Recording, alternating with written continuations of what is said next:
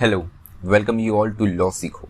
So this week we are going to discuss about constitutionality of Places of Worship Act.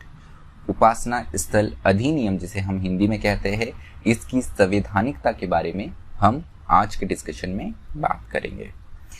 तो आगे बढ़ने के पहले आपको लॉ सीखो के lot of the courses course के बारे में बताना चाहूँगा।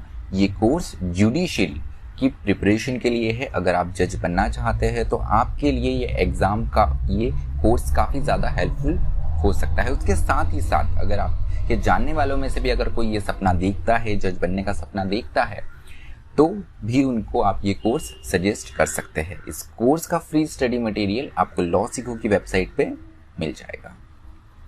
तो चलिए बात करते हैं the place of worship act के बारे में। इसे चैलेंज किया गया है सुप्रीम कोर्ट ऑफ इंडिया में। तो एक PIL फाइल करते हुए इसे चैलेंज करा है और इसी को देखते हुए यहाँ पर सुप्रीम कोर्ट ने नोटिस इशू करा है गवर्नमेंट ऑफ इंडिया को। तो ये जो PIL है, ये PIL कहती है कि ये particular act the place of worship act 1991 जो है ये अनकॉन्स्टिट्यूशनल है, वॉइड एब इनिशियो है। उसके साथ ही साथ ये हमारे कॉन्स्टिट्यूशन के बेसिक स्ट्रक्चर के भी अगेंस्ट जाता है। So petitioner stated reason for this unconstitutionality. इस अनकॉन्स्टिट्यूशनलिटी के लिए जो यहाँ पर रीजन दिए हैं पिटिशनर ने, उसमें जो सबसे मेन है वो ये है कि सुप्रीम कोर्ट का जुरिसडिक्शन ये एक्ट बार करता है, दैट इज अगेंस्ट आर्टिकल 32, जिसमें किसी भी सिटीजन को ये राइट मिलता है कि वो उसका फंडामेंटल राइट इन्फोर्स कर सकें। अगर हम इस एक्ट का बैकग्राउंड देखें तो ये एक्ट जो है late prime minister Narasimha Rao की गवर्नमेंट ने लाया था। सितंबर 1991 में ये एक्ट जो है वो इंट्रोड्यूस और इनेक्ट किया गया था। तो यहाँ पर ये जो पर्टिकुलर एक्ट है, उस टाइम पे कोई भी एक्ट आता है तो उसके पीछे कुछ ना कुछ रीज़न होता है। यहाँ पर जो हमारी पार्लियामेंट है वो कुछ ना कुछ रीज़न देखते हुए ही कोई नया कानून लाती है। तो उस टाइम बाबरी मस्जिद अयोध्या इशू जो था वो बहुत पीक पर था। उसी के इस एक्ट के आने के 1 साल बाद ही बाबरी मस्जिद का डेमोलिशन हुआ। तो अगर हम बात करें कि एक्ट लाया तो इसके पीछे का क्या पर्पस था, अगर हम डिटेल में यहाँ पे डिस्कशन करें तो सबसे पहला जो एम था वो ये था कि जो रिलीजियस प्लेसेस हैं उनका स्टेटस अगस्त 15, 1947 को जो है वैसे ही फ्रीज कर दिया जाए। So the aim of the act was to freeze the status of any place of worship as it existed on August 15, 1947। उसके साथ में it was also to provide for maintenance of religious character of such a place of worship as on that day। तो यहाँ पर nature और जो religious nature है उस प्लेस ऑफ वर्शिप का, जो कि इंडिपेंडेंस के टाइम था, वही बना रहे। ये इसका दूसरा एम है। उसके अलावा जो तीसरा एम है इस एक्ट का वो ये कहता है कि ऐसे कोई न्यू क्लेम्स ना आए बार बार। जैसे हमें अयोध्या वाला क्लेम देखने को मिला, उस समय पे अयोध्या के साथ में और भी कुछ क्लेम्स थे प्लेस ऑफ वर्शिप को लेकर कि इसका रिलीजियस कैरेक्टर चेंज होना चाहिए। तो ऐसे क्लेम्स और फ्यूचर में नहीं आए, इन पर एक यहाँ पर एक स्टॉपेज लगे। उसको देखते हुए भी उस एम से भी ये एक्ट लाया गया था। और सबसे इम्पॉर्टेंट कि हमारी सोसाइटी में, हमारी कम्युनिटी में, हमारी कंट्री में एक कम्युनल हार्मनी जो है, सांप्रदायिकता, सौहार्द जो है वो बना रहे, इस एम को देखते हुए भी ये एक्ट इंट्रोड्यूस किया गया। अब बात आती है इस एक्ट में कुछ एक्सेप्शन की बात करी है। इन एक्सेप्शन को भी चैलेंज किया गया है इस PIL में। तो जो पहला एक्सेप्शन है वो ये है कि उस टाइम पे अयोध्या डिस्प्यूट जो है वो पीक पे था। तो गवर्नमेंट ने अयोध्या डिस्प्यूट को एग्जम्प्ट करते हुए बाकी सारे प्लेस ऑफ वर्शिप जो है उनके लिए ये एक्ट लाया था। तो यहाँ पे अयोध्या जो डिस्प्यूट था, अयोध्या में जो बाबरी मस्जिद थी, उसको इससे बाहर रखा गया इस एक्ट से। उसके अलावा यहाँ पर जो ancient monument and archaeological sites and remains act 1958 के अंतर्गत जो भी एंशिएंट और हिस्टोरिकल मॉन्यूमेंट थे, जो भी आर्कियोलॉजिकल साइट्स थी, उन्हें भी इस एक्ट से एग्जम्प्ट करा गया, इस एक्ट से बाहर रखा गया। क्योंकि आर्कियोलॉजिकल साइट्स जो होती है वहाँ पे कंटिन्यूसली ये एक स्टडी का टॉपिक होता है, वहाँ पे बहुत बार खुदाई होती है, हम देखते हैं कुछ न्यू डिस्कवरी होती है, जो कि आर्कियोलॉजिकल स्टडीज के लिए बहुत इंपॉर्टेंट होता है। तो इसीलिए भी यहाँ पर लॉ ओवरलैप ना करे, इसलिए भी एक डिस्टिंक्शन रखते हुए आर्कियोलॉजिकल जो साइट्स है, जो मॉन्यूमेंट्स है, उनको इस एक्ट से एग्जम्प्ट किया गया। अब उसके बाद में बात ये आती है कि सुप्रीम कोर्ट के पास में क्या ये मामला गया है, सुप्रीम कोर्ट ने क्या इस एक्ट के बारे में कुछ ऑब्जर्व किया है।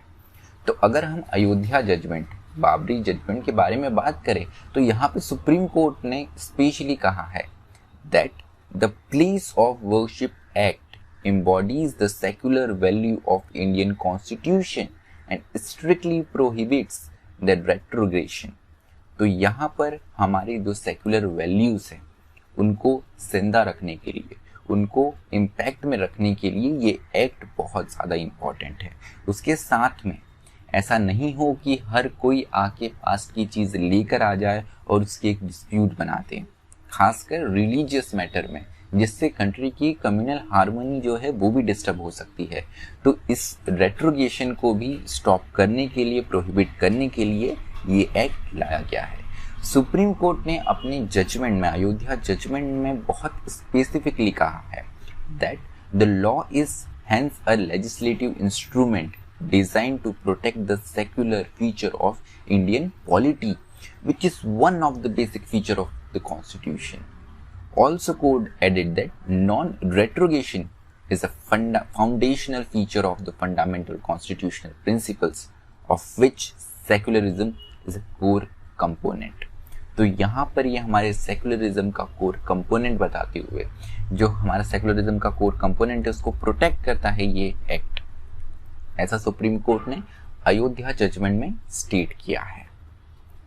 अब बात ये आती है कि इसकी कॉन्स्टिट्यूशनलिटी चैलेंज की गई है, तो कौन से ग्राउंड्स पे की गई है।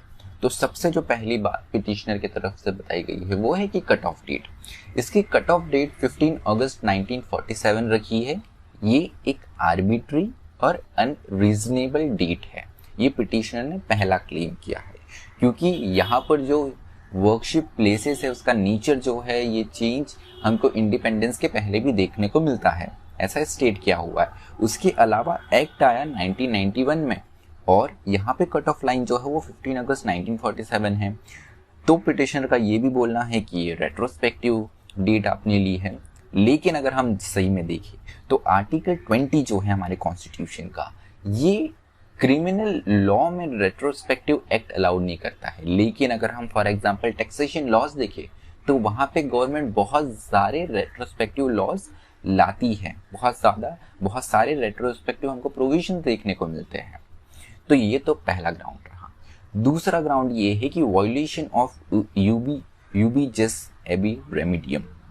फॉर एग्जाम्पल इस मैगजीन का मतलब होता है कि जहाँ पर भी राइट होती है वहाँ पर रेमेडी देना ज़रूरी होती है, और वही रेमेडी जो है अगर हमारे फंडामेंटल राइट वायलेट होते हैं तो हम अंडर आर्टिकल 32 और article 226 of constitution supreme court और हाई कोर्ट क्रमशः जा सकते हैं।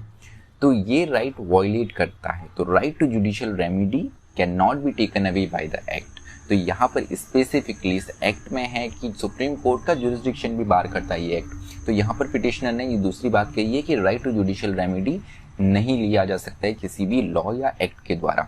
यही बात हमको Minerva mills versus union of India और आर्टिकल 32 में देखने को मिलती है।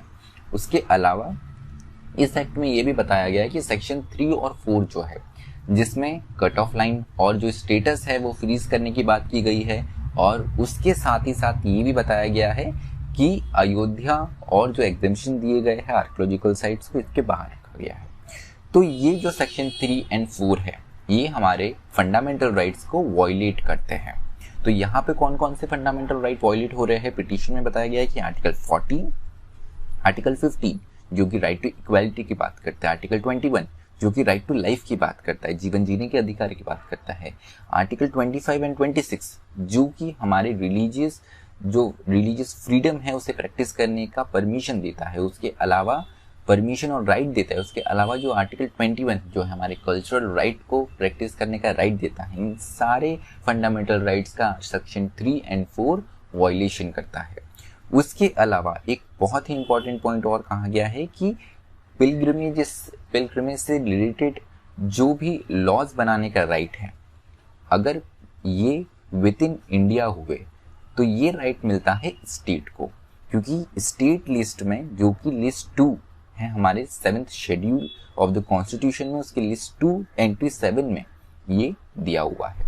उसके अलावा एक और ग्राउंड ये बताया गया है कि सिटीजन को राइट है कि वो उसकी पास्ट ग्लोरी जो है वो रिस्टोर कर सके। तो ये हमारा कंप्लीट डिस्कशन रहा। आपका क्या ओपिनियन है इस बारे में वो आप ज़रूर बताइएगा। और जैसे हमने हमारे लास्ट वीडियो में एक क्वेश्चन पूछा था कि किस किस यूनियन टेरिटरी में एडमिनिस्ट्रेटर्स है, तो यहाँ पर पुलकित ने बिल्कुल सही आंसर दिया था, जिसमें Chandigarh, Dadar Nagar Haveli and Daman and Diu, उसके साथ ही लक्षद्वीप, तो ये यूनियन टेरिटरीज है जहाँ पर हमको एडमिनिस्ट्रेटर देखने को मिलते हैं। और उसके अलावा जो यूनियन टेरिटरीज है वहाँ पर लेफ्टिनेंट गवर्नर है। तो चंडीगढ़ में वीपी सिंह बंदोरे एडमिनिस्ट्रेटर है। उसके अलावा Dadar Nagar Haveli and Daman and Diu में श्री प्रफुल्ल पटेल एडमिनिस्ट्रेटर है और लक्षद्वीप में श्री प्रफुल्ल पटेल एडमिनिस्ट्रेटर है। उसके अलावा जितने भी यूनियन टेरिटरीज है वहाँ पर हमें एलजी लेफ्टिनेंट गवर्नर देखने को मिलते हैं। तो इसके अलावा आपको बताना है कि क्या आपके एरिया में, आपके स्टेट में भी कोई ऐसे डिस्प्यूटेड एरियाज है, तो आप कमेंट बॉक्स में उस प्लेस के साथ में मेंशन कर सकते हैं कि वहाँ पर ऐसा कौन सा रिलीजियस डिस्प्यूट है जहाँ पर उस रिलीजियस प्लेस का नेचर चेंज करने की बात की जा रही है या डिस्प्यूट बना हुआ है। उसके अलावा हमारा डिस्कशन हम यही ख़त्म करते हैं। मुझे सुनने के लिए आप सभी का बहुत बहुत धन्यवाद। Thank you so much. Stay tuned to law सीखो।